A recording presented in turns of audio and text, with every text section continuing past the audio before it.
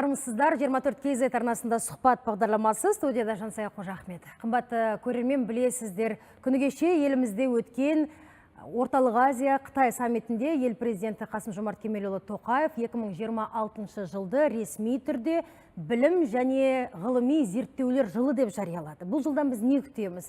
Нендей жаңашылдықтар болады? Бүгін дәл осы тақырыптың аясында әңгіме өрбітеміз. Бүгін сұхбаттың төрінде өте сіз білетін әлемге танымал дәрігер отыр. Таныстыра кетейін, дұрыстап сіздағы. Қазақстандық әлемге танымал жоғары санаттағы еңбек сіңірген дәрігер бүгін бізде қонақта. Медицина ғылымдарының академигі, Еуропаның құрметті ғалымы, Қазақстан ұлттық ғылыми медицина орталығының басқарма төрағасы Абай Қабатайұлы Байгенжин бізде студияда қонақта. Қош келдіңіз аға. Саламатсыз ба, рахмет осы бағдарламаға шақырғандарыңызға. Күні кеше елімізде сіздердің төл кәсіби мерекелеріңіз өтті. Құтты болсын бәрі. Рахмет. Содан кейін ел президентінің осынау әлемдік деңгейде маңызы зор, дипломатикалық, саяси маңызы зор шарада 2026 келер жылды білім және ғылыми зерттеулер жылы деп жариялауында өзіндік бір рөлі бар. Бұл жылдан біз не күтеміз аға? Бұл рөл түгіл, жалпы бұл 33 жылдың арасында шешілмей келе жатырған үлкен өзекті проблема. Өйткені Қазақстан болғалы, егеменді Қазақстан болғалы, бірде-бір рет осы салаға көңіл бөлінбеген. Өйткені ол кезде қаржыда болмады, ол ғылыми түгіл білімге де жағдайымыз болмады. Мынау біз дәрігерлер мысалы алмаған кезіміз болды. Ауруларды қандай дәрмен емдейтін түгілі жалпы медицина жағдайы өте төменде болатын. Соған қарамастан енді Қазақстан осы 33 жылдың арасында өсіп, дамып, экономикамыз көтеріліп, білімдеріміз жетіліп, соған енді бүгінгі күнге жеттік.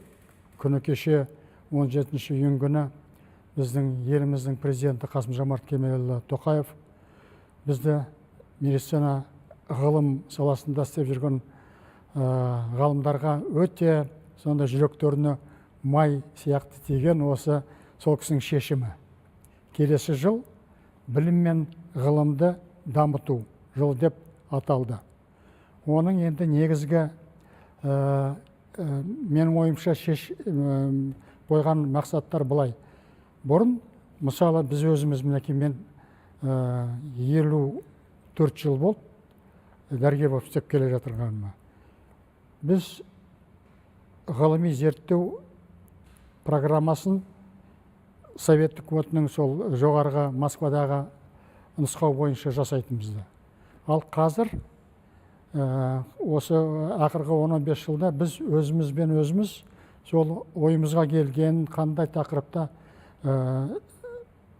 іс-шара жасап, соның бар зерттеулер өткізетін өздеріміз шешетін болатынбыз. Еркіндік бар. Еркіндік болды. Бірақ ол еркіндіктің де бір шектеуі болуға тиісті. Сондықтан биылғы қазіргі бүгінгі өткен біздің жиналысымыз ол Қазақстан президентінің қасындағы ғылыми академиясы біздің денсаулық сақтау министрлігімен бірігіп, бүгін сондай ғылыми техникалық кеңес құрды. Оның ең біріншісі қазіргі заманға сай ғылыми зерттеулер қай деңгейде екен. Соның барлығын былтыр зерттеген болатын денсаулық сақтау министрлігі. Енді соның барлығын бүгін біздерге соның барлығын алдымызға салды.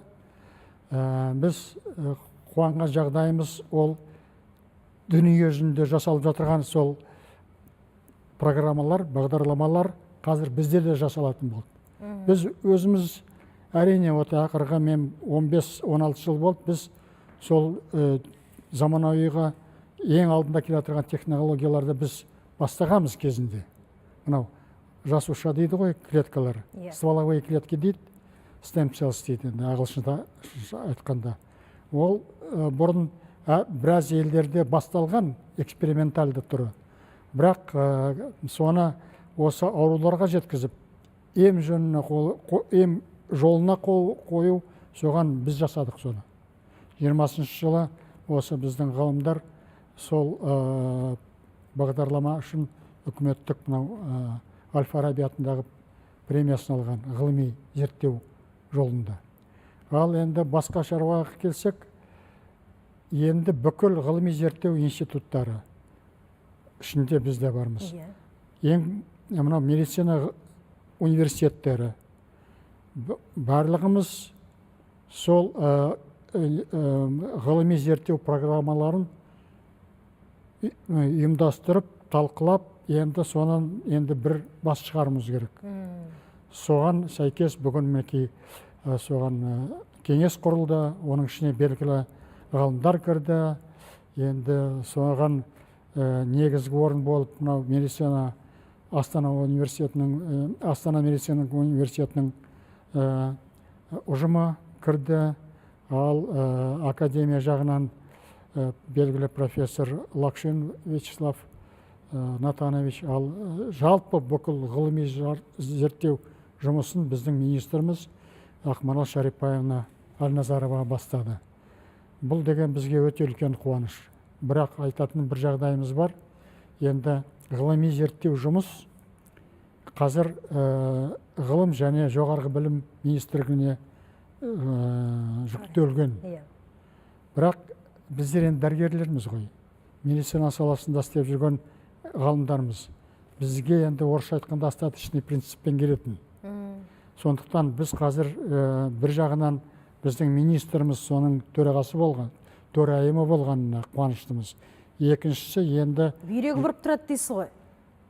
Шындыра солай ғой енді. Екіншісі енді біздің өкіметтен сұрайтынымыз, ол енді біздің еншімізді өзімізге сол ғылым және жоғарғы білім беру министрлігіне бізге қайтарса, сонда біз өзіміз жауапты боламыз сол бүкіл ғылыми зерттеу жұмыстарына. Бұл енді 2026 жылы қолға алынатын бір үлкен шаруа болатын шығар. Соған бір кәміл сенейік біз. Ол тек қана бір жылдық шаруа емес. Мысалы, сізге бір данныйларды айтайын. Мысалы, Нобель сыйлығын алатын бағдарламалар орта есеппен 20 жыл өтеді екен. Жұмыстың басымен сол сыйлық алатын марапатқа дейін. Иә, марапатқа дейінгі уақыт 20 жыл. Соның арасында жаңағы қазақша айтқанда бүкіл сараптамаларға жүріп, бұл нағыз елдерге, адамзатқа керек тәжірибе жүзінде дәлелденуі керек. Дәлелденген заттар ғой енді. Бізде қазір мысалы бүгін госпремияға береді, ертең ұмытылып кетеді. Оның барлығы дұрыс емес. Сондықтан оның барлығы мынау общественное слушание дейміз ғой. Содан өту керек. Біз қорықпауымыз керек. Халықтың алдында айтуымыз керек. Сонда осындай мысалы біз мәселе бар, осыны бастадық. Осындай жағдайларымыз бар. Соны қандай нәтижеге жеткізетін біздің ойымыз осындай деп, соның барлығын өзіміздің ғылыми кеңестерге жариялап, басқа салада істейтін біздің ғылыми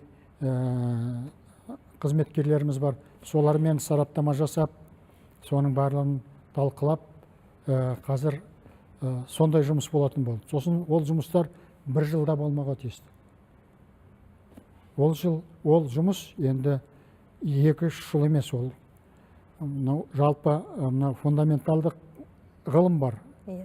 Екіншісі прикладной деп атаймыз, қолданбалы. Ал фундаментал жаңағы ғылымның басы барда шектеуі жоқ, аяғы жоқ.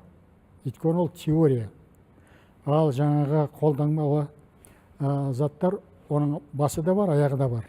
Бірақ аяғын біз асықпай соның барлығын халыққа таратып, мынау қазіргі заманның тәсілдері, немесе дәрілері, немесе сол осы ауруды жоятын осындай протоколдарымыз деп көрсетуіміз керек. Демек, 7 рет өлшеп, 1 рет қана кесіп, содан кейін әбден дұрыс айтасыз. Ғылым саласында жүрген жандар көп түкірсе көл деп барлығы бірігіп, егер шын туайтында барлығының елеп жүргені бір терінің пұшпағы. Егер осындай мәселелерді көтеретін болса, 2026 жылды енді білім және ғылыми зерттеулер жылы деп жариялағанда бостан-босқа емес қой. Бұл салаларға екпін қою мақсат. Әрине. Акцент қойып, одан әрі жүйелі түрде бұл мәселелерді соны шешу. дұрыстап бастап кетсек, әр жағы кейін дұрысталады ғой. Дұрыс айтасыз. Көш жүреді, түзеледі дейді. Оның сұрасы. Абай Қабатайұлы, енді жаңағы өзіңіз айтқан қолданбалы ғылымға қатысты, одан кейін бүгінгі таңда ең маңызды мәселелердің бірі бұл дәлелді медицина. Әбден дұрыс. Осы орайда біздің елімізде бір жаңалықтар бар сияқты. Биыл бала денсаулығына қарайтын педиатрия саласының алғашқы түлектері шықты деймін осы салада. Дұрыс айтасыз. Қуанышымызға шек жоқ. Биыл бірінші педиатр дәрігерлер шықты. Әрбір салада. Ол деген енді біздің мысалы Қазақстан Европа емес. Оларда бір жарым жыл бала туу есеппен. Ал бізде қазір ең азы 3,5-4. Сондықтан бізге педиатрлар өте керек. Соны кезінде енді қысқартып тастағаны ол Европаның мүмкін денсаулық сақтау несінің тыңдадық па, солай болды ғой енді. Бірақ соның барлығы қазір орнына келіп, бірінші дәрігерлер шығып жатыр. Сондықтан біз қуаныштымыз. Өйткені педиатр дәрігерлер, олар жалпы балалар, олар ересектердің копиясы емес. Олардың организмдері мүлде басқаша. Иә. Бір отбасындағы екі баланың иммунитеті екі түрлі болуы. Дұрыс айтасыз. Сондықтан бұл дәрігерлер әрине бізге қазір жалпы қазақстандық мынау педиатрия жағына өте көп көмек береді қазір. Ал енді аға буын өкілі мен жас буын өкілінің арасындағы аражықты біз ешқашан ажыратпаймыз, е? Осы тұрғыда жоғары оқу орындарымен байланыс қаншалықты сіздерде тығыз қарым-қатынас бар? Енді қалай айтуға болады? Ол мысалы біз Астанада бірінші күннен бастап екі университетпен жұмыс істейміз. Біреуі осы Астана медициналық университеті, екіншісі мына МУА деген бар, медицинский МУА деппін ғой. Назарбаев университетінің қасындағы медицинская школа деп атаймыз. Соның түлектері бізге келіп практика өтеді. Практика жөнінде. Іс жүзінде, тәжірибе Іс жүзінде. Өйткені жаңағы университеттерде олар тек қана теориясын алса, ал мысалы хирургтар, олар бізге келгенде 5-ші курста, мысалы уже 5-ші сыныпта, қолдарынан ештеңе жасай алмайды. Операция жасау түгіл, соны көмектесуге жағдайлары жоқ. Неге? Епсіз бе? Өйткені олардың барлығын теория арқылы ғана өткен, бірақ база болмағандықтан кейін олар бізге келмеген. Енді білім бар, іс жүзінде іркіліп қала береді ғой. Сондықтан біз солардың барлығын қазір бізге бір жағынан жақсы, енді өзіміз қуанамыз жас дәрігерлерді үйретуге. Ол бірінші күннен бастап келе жатыр. 24 жыл болды, мысалы ұлттық ғылыми медициналық орталық құрылғанынан. 24 жылдың арасында біз жас дәрігерлерді, әсіресе хирург, гинеколог, уролог, кардиохирургтарды бәрін үйретіп келе жатырмыз. Ең бірінші жүрек операцияны біз жасадық қой, ұлттық ғылыми медициналық орталық. Басқа операцияларды солай. Мысалы гинекология дейміз. Көп ойлайды, гинекология деген кішкентай ғана зат, сол жеңіл ғой деп. Ең қиын операциялар гинекология. Қазір мысалы біздер органдарды сақтап қаламыз.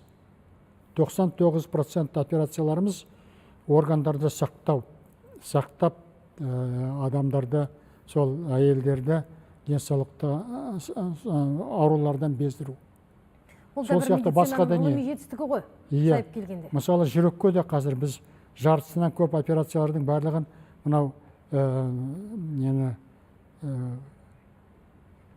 грудинаны қазақшасын ұмытып қалғаным.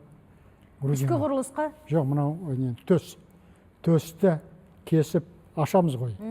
Енді қазір соның 50%-на дейін соны ашпай жасайтын болдық. Жақсы. Абай Қабатайұлы, әттең тонның келте сай болып тұр, уақыттың шектеулігі.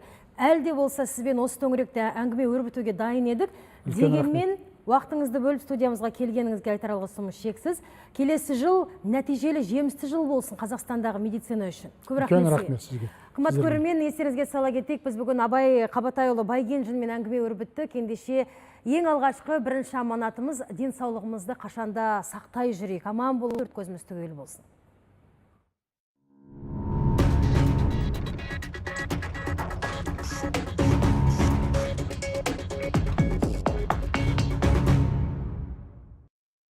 Президенттік